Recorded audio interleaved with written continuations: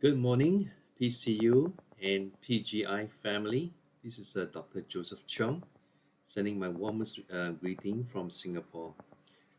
Thank you, Dr. Mike, Dr. Adele, and Dr. Eric, for giving me this opportunity to participate in this year's theme on why is integrity important to leadership.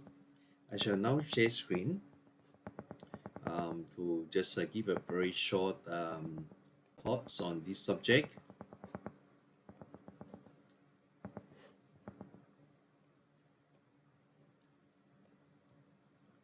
So why integrity is essential in leadership? Yes, it seems like basic theme, but how many cultures have slowly forgotten this principle from the top down. Today, I'll be approaching from a different angle, basically drawing from the Chinese context of what yeah, integrity means. So here you are. We have the definition by the Chinese definition on integrity, and that is to focus to enter into the rightful place. This definition is taken from the Chinese etymology, and that is to focus to enter into the intended space or the rightful space. First, we look at the two words that actually form the word integrity. It is made up of the word 正. 正 means just, and 直 is called upright. 正直. So it's basically talking about just right in a sense, or just upright. Okay, so this is the Chinese meaning of integrity, and that is just upright. However, we just concentrate first on the word 正, and that is to be just and righteous. It is actually a combination of the two words on the above and below, right? And you have the above and below to form the word just and righteous. However, if you have the word no or not and the word just, and therefore you have the word called not just, and not just is for the word called why. Why is not why, just happen that to pronounce as why is crooked and devious, right? However, as you look into the etymology of 正, it's basically very pictorial, talking about a feet actually heading towards a city, right? So you have the feet below and a city above. And therefore, the word just is talking about depicting a feet towards a city. And what is this feet is all about? It's basically have two meaning to that. One is that a troop is conquering a city, or a righteous governor is entering a city to make things right. And that's the word for 正.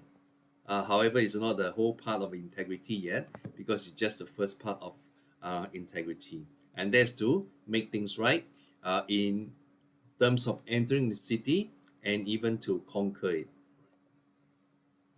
So now we have the word 子. It's very direct. It is basically what you see on your screen is an eye and having a straight line, and actually pointing not only forward but upward, right? So therefore, the word for 子 relates to upright, straight, and direct. Basically, I think you are catching the meaning here now. You're talking about 正, that is actually to enter into a city or for conquest or to make things right. At the same time, we are to focus, right, on that direction. I'd like to draw from a young person asking a very profound question in a time and age as such.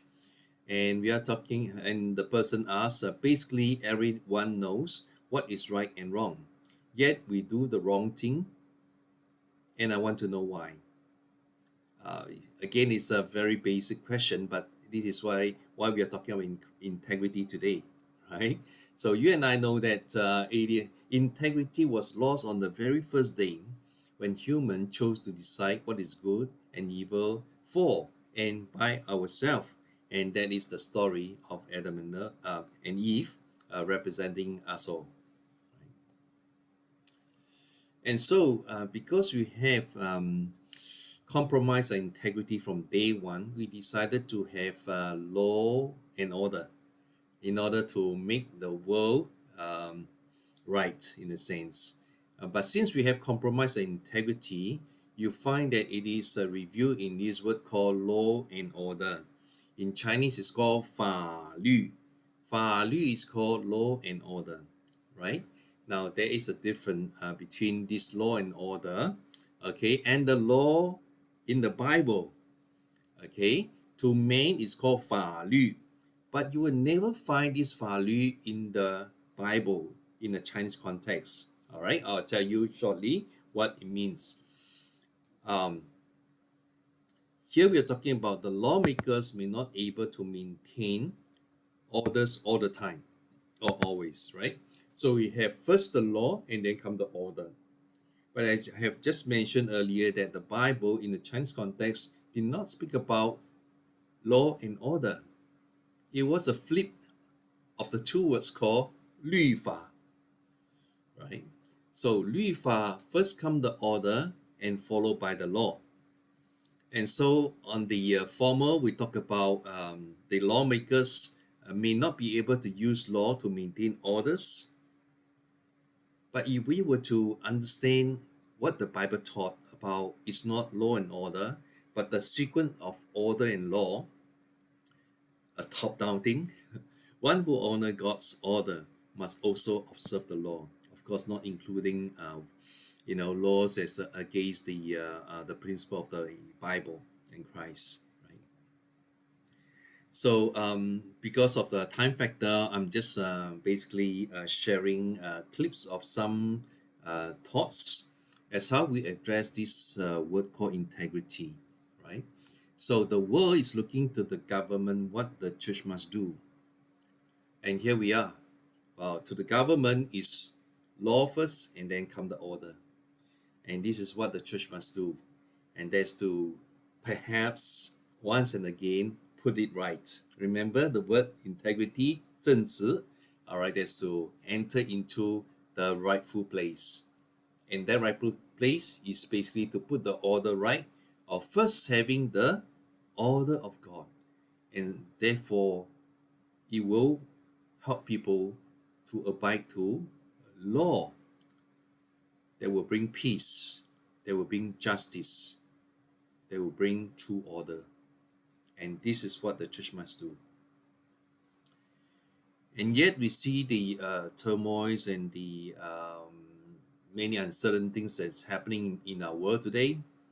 And we can't help but to think about what Edmund Burke once said, that all that is necessary for life triumph of evil, all that is necessary for the triumph of evil is that good men do nothing. And this by Edmund Burke. So we need the good people, we need the good men and women to do something. So as I conclude, I'd like to draw attention to the model of Jesus, the life of Jesus. His example is that he came to the world and became the flesh and made his dwelling among us. We have seen his glory, the glory of the one and only Son, who came from the Father, full of grace and truth. Not just grace, not just truth, but grace and truth. And therefore we see the sinner was forgiven, and so are the people who seek to cast the stone. However, Jesus came, and we're reminded that he has not come to judge the world, but he has come to save us.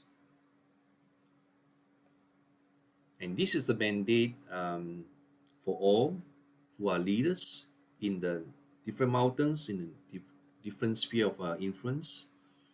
And Nelson Mandela once said that education is the most powerful weapon we can use to change the world. But if education is the answer to change the world, wouldn't see much of it. And perhaps allow me to just add the word biblical education as what we have shared in the earlier slides. So, um, personally, I'm very thankful for Promise Christian University for giving me the opportunity to express a very unique journey, and that is the journey of the biblical Chinese alphabet. And since my graduation in the year 2014, and only came 2020, my little booklet finally published. And it is in this time of pandemic, during the just more than a year, more than 5,000 have participated the biblical Chinese alphabet online and live seminars coming from about 7 countries, and more than 2,000 books have been distributed. And currently, BC8 trial materials are being taught in kinder and junior classes and are receiving positive feedback from even the pre-believers.